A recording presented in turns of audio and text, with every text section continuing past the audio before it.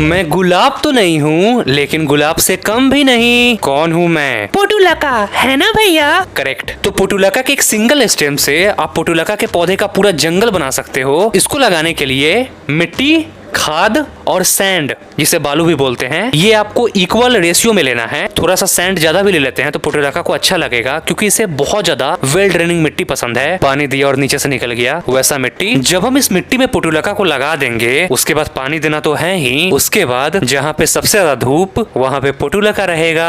जब हमें पौधा बड़ा होते हुए दिखे, इसके स्टेम